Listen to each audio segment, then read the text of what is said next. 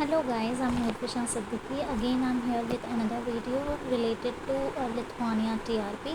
So आज Lithuania TRP में कभी कभी जब आप माइग्रेस फिल कर लेते हो, VFS आप सबमिट करके आ जाते हो, तो उसके बाद आपको इमिग्रेशन इंटरव्यू के लिए कॉल आता है। ठीक है, तो काफ़ी लोग आप लोग घबरा जाते हो कि हम इंटरव्यू में क्या आएगा, हम कैसे क्लियर करेंगे। बिकॉज़ अगर ये इमिग्रेशन इंटरव्यू क्लियर नहीं होता है तो आपका स्ट्रेट अवे रिजेक्शन आता है। तो आपको सिर्फ 2 चांस मिलते हैं। अगर 2 चांस भी तब मिलते हैं अगर आपने पहला इंटरव्यू जो टाइमिंग है वो मिस कर दिया है। तो आपका जो इंटरव्यू होता है वो टीम्स पे होता है, आपको मेल आता है उनके टाइम के अकॉर्डिंग। जो आप मेल पे प्रॉपरली एग्जैक्ट टाइम पे आपको नहीं बैठना पड़ता है। सबसे नंबर 1 टिप ये है कि आपको जो टाइम दिया है कि इस टाइम पे आपका इमिग्रेशन इंटरव्यू होना है, आपको उससे कम से कम 1 घंटा पहले, आधे घंटे पहले बैठना है। और आपको एक दिन पहले ये चेक कर लेना है या फिर कुछ घंटे पहले ये चेक कर लेना है कि टीम्स पे ज्वाइन कैसे करते हैं। टीम्स का आपको ऐप डाउनलोड कर लेना है और प्रॉपरली चेक करना है कि आप ज्वाइन कर पा रहे हो या नहीं। जब आप प्रॉपरली ज्वाइन बटन पे क्लिक करते हो टीम्स पे जाके, तो जब तक कि सामने वाला जिसने आपको मीटिंग लिंक भेजा है वो आपको इन नहीं करेगा, आप इन नहीं हो पाओगे। ठीक है, तो आपको वेट करना है जब जब टाइम होगा, जब तब तक आपको कहीं जाना नहीं है। अगर आप कहीं चले गए और उन्होंने सपोज़ मीटिंग स्टार्ट करी और कोई भी वेटिंग में नहीं है सपोज़, तो फिर ऑब्वियसली सी बात है वो वहीं पे बंद कर देंगे और आपको मेल कर देंगे कि आपने इंटरव्यू में आप टाइम पे नहीं आए थे। तो वो आपको लास्ट सेकंड चांस देंगे, बट ये है कि इस टाइम पे भी आपको सेम वो चीज़ उस सेकंड चांस तक आपको जाना ही नहीं है।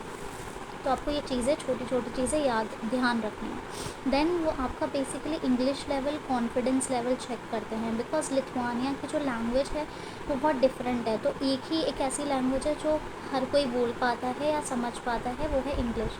तो आपकी इंग्लिश इतनी, मुझे पता है as a trailer truck driver आपकी इंग्लिश इतनी फ्लुएंट नहीं होगी, बट एटलीस्ट इतनी होनी चाहिए कि आप बात कर सकें, अपना मैसेज कन्वे कर सकें और समझ सकें। राइट, तो उसी हिसाब से वो देखेंगे, आपका कॉन्फिडेंस लेवल भी चेक करेंगे।